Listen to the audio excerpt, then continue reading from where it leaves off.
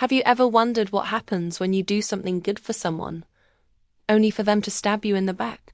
Today, we're diving into a tale from the Arabian Nights. The incredible story of Zobeide.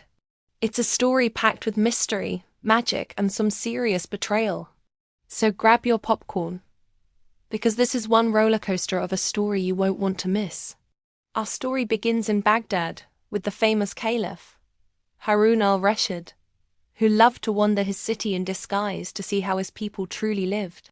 One night, with his Grand Vizier and Chief Executioner, he stumbles upon a grand palace. A lady opens the door and invites them in, but on one condition: they must not ask about anything they see. The Caliph, always up for an adventure, agrees. Inside, they find two other guests, and soon they are led into a magnificent hall. There, they meet the lady of the house, Zobeide, and two other women. But here's where it gets strange. Zobeide has two black dogs with her, and without a word, she takes a whip and starts beating them. The dogs don't fight back. They just whine and lick her hands. The Caliph is completely baffled but remembers his promise to stay quiet. After this bizarre scene, Zobeide turns to another lady who pulls out a lute. But instead of playing a beautiful tune, she bursts into tears, revealing that her lute strings are broken. Zobeide, enraged, orders her servants to beat the woman. The Caliph can barely contain his curiosity. What on earth is going on in this house? Unable to hold back any longer, the Caliph demands an explanation. Zobeide, seeing that he is no ordinary merchant, tells him he must stay until morning to hear their stories. The next day, the guests are gone, and the three ladies and the Caliph are left. Zobeide points to the other two women and says, "These are my sisters, but they are not my full sisters. We share a father, but had different mothers." And so, her story begins. Zobeide reveals that she is a princess. After their father, the king, passed away, the kingdom was divided. Zobeide inherited the main city and a vast fortune. Her two older half-sisters, Amine and Safie, were not so lucky. They had spent all their money on a lavish lifestyle, and soon found themselves in poverty. They came to Zobeide for help, and being a kind soul, she took them in, divided her fortune equally among the three of them, and they lived together in her palace. For a while, everything was perfect. But soon, the older sisters grew restless. They wanted to marry, and they eventually found husbands who were merchants planning a long sea voyage. Zobeide, wanting them to be happy, gave them each a massive dowry. She warned them, saying, "If anything goes wrong, remember you always have a home with me." She wished them well, and they set sail, leaving Zobeide alone once more. A year passed, and Zobeide started to miss her sisters. One day, a beggar woman came to her palace, looking thin and worn. Zobeide was about to give her some money when she looked closer and realized it was her sister Amine. Amine told a heartbreaking story of how her husband had spent all her money and then abandoned her in a distant land. She had to beg her way back home. Zobeide, full of compassion, welcomed her back without a second thought. Not long after, another beggar appeared at her door. You guessed it, it was her other sister Safie. Her story was almost identical.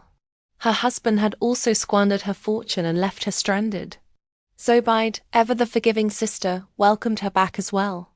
She once again divided what was left of her own wealth, and the three of them lived together, just like old times. Or so it seemed. But the sisters hadn't learned their lesson. They soon grew bored of their quiet life, and started pressuring Zobeide to join them on a new business venture. They wanted to go on a sea voyage, trade goods, and make a fortune. Zobeide was hesitant. She was happy and content with her life.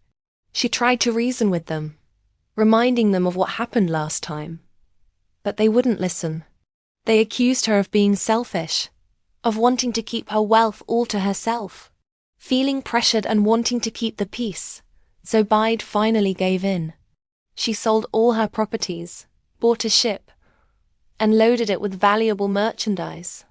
She appointed her sisters as the heads of the expedition and put all her trust in them. She even hired a captain and crew. Little did she know, this decision would change her life forever. They set sail, and for a while, the journey was successful. They traded in various ports and made a huge profit. Zobeide was relieved, thinking maybe her sisters had finally changed. But one night, as they were sailing under a starry sky, her sister's true nature revealed itself. While Zobeide was sleeping peacefully in her cabin, her two sisters, consumed by jealousy, hatched a wicked plan. They decided they wanted all the wealth for themselves. They woke Zobeide up, and with the help of the ship's captain whom they bribed, they threw her overboard into the dark, churning sea. Can you imagine the shock and betrayal? Zobeide, who had only ever shown them kindness, was left to drown by her own flesh and blood. But fate, it seems, had other plans. Zobeide didn't drown. She was washed ashore on a deserted island. She thought she was doomed, but as she explored, she discovered a path leading inland. Following it, she came across a beautiful stream and a massive tree. As she rested, she saw a colossal winged serpent fighting a black serpent. The black serpent was losing badly. Zobeide, being brave and kind-hearted, felt pity for the underdog. She grabbed a large stone and threw it at the winged serpent, striking it dead. The black serpent, saved from certain death, transformed before her very eyes into a beautiful fairy. The fairy explained that the winged serpent was a powerful genie who had been terrorizing her. She was eternally grateful to Zobeide for saving her life. To repay her kindness, the fairy used her magic to transport Zobeide back to Baghdad in the blink of an eye. She was not just returned home, she was also given all the treasures from her ship, which the fairy had magically recovered. But the fairy wasn't done. She wanted to punish the treacherous sisters. She revealed that she had transformed them into the two black dogs that the caliph had seen. The condition for them to ever regain their human form was for Zobeide to whip them every single night. The fairy instructed Zobeide that if she failed to do this, she herself would be turned into a dog. This was Zobeide's cruel but necessary penance for her sister's evil deeds. Now, what about the other lady? The one who cried over the broken lute. Her name was Amine, and she was Zobeide's sister. After returning to Baghdad, Zobeide had allowed her sisters to live with her, still in their human forms for a time. But one day, Amine was weeping over a broken lute. The reason? It reminded her of a tragic love story from her past. A story of a prince she had loved and lost due to a terrible misunderstanding and a cruel curse from a jealous queen.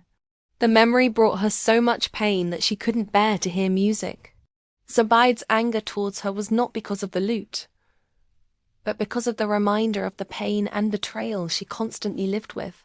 After hearing Zobeide's full story, the Caliph Harun al-Rashid was moved and astonished. He understood everything now, the dogs, the whipping, the broken lute. He felt deep sympathy for Zobeide. As the ruler of the land, he couldn't let such a strange and magical situation continue. The Caliph summoned the fairy who had cursed the sisters. He pleaded with her to show mercy and reverse the spell. The fairy, respecting the Caliph's authority, and perhaps moved by Zobeide's years of suffering, agreed. She lifted the curse, and the two black dogs transformed back into Zobeide's sisters. They were filled with remorse and begged Zobeide for forgiveness. And in a final act of incredible grace, Zobeide forgave them. The Caliph was so impressed by Zobeide's character that he proposed marriage to her, making her his queen. He also arranged for her sisters to marry nobles from his court. And so, after years of turmoil, betrayal and magic, Zobeide's story ends with forgiveness and a happily ever after. It's a powerful reminder that envy can lead people to do terrible things, but also that kindness and forgiveness can triumph in the end. What do you think of Zobeide's story? Would you have been able to forgive your sisters after all that? Let me know in the comments below. Thanks for watching, and don't forget to like and subscribe for more amazing stories from around the world. See you next time.